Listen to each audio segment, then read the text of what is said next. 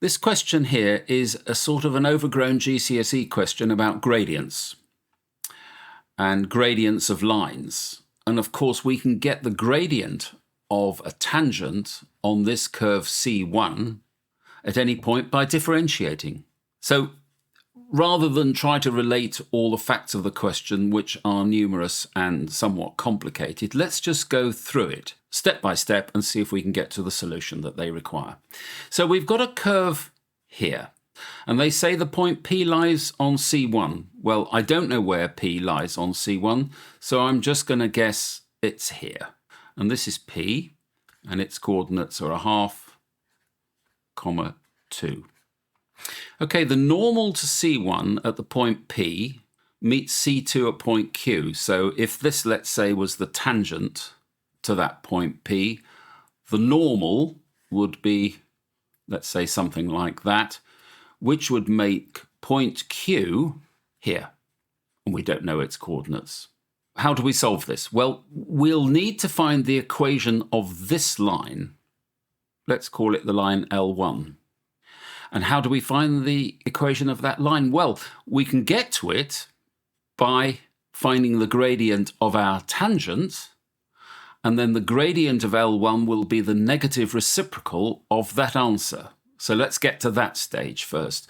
To find the gradient of this curve at the point P, which is coordinate x is equal to 0.5, we have to differentiate the function to form our gradient function and then substitute x is equal to 0.5. So let's do that. So dy dx, which is our gradient function, is equal to, the 2 comes down, multiplies the 4, the x reduces its power by 1. So I get 8x minus 6. And now we sub x is equal to 0.5. So the gradient at P is equal to 8 times 0.5 is 4, take away 6, the gradient of P is negative 2.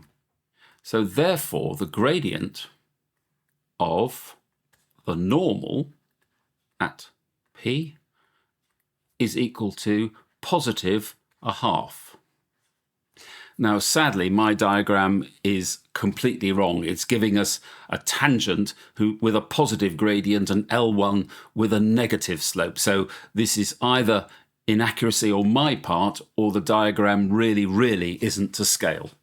And I can use the definition of a gradient, which is rise over run, to generate the equation of L1. L1 is given by the gradient, which is 0.5, must be equal to y minus a y-coordinate on L1, which is 2, divided by x minus, well, the x-coordinate of that same point, which is minus 0.5. Working this out, cross-multiplying, therefore, x minus 0.5 is equal to 2y minus 4.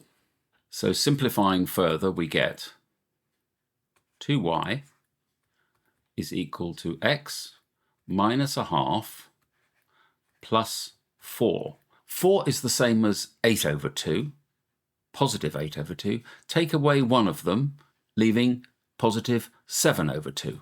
So therefore, 2y is equal to x plus 7 over 2. And therefore, making y the subject only, divide through by 2, we get a half x plus 7 over 4.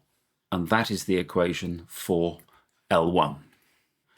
So the question now is, where do they meet? Where does the curve C2 meet L1? Well, they meet at the same y value, which is here. So if I equate y and solve for x, that will be the x-coordinate of the point Q.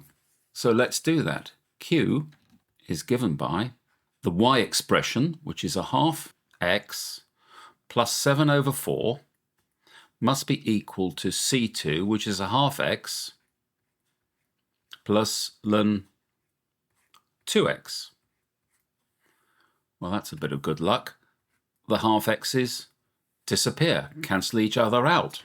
And we're left with ln 2x is equal to 7 over 4.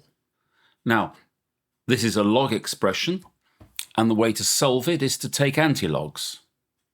The antilog of a log expression is simply 2x. And the antilog of 7 over 4 is just sitting it on e. So this is e to the 7 over 4. So therefore, x is equal to a half e to the 7 over 4. Now what about y? Well, all we've got to do for y is shove this value into our expression for L1 and get y. So we have y is equal to a half of this lot, which is a quarter e to the 7 over 4, plus 7 over 4. And those are your coordinates for Q. One word of warning, they say exact coordinates of Q, so please don't ever start calculating E out and getting a huge decimal answer, because you're required to leave it in this form with E's in both the coordinates for Q. And that's the end of that question.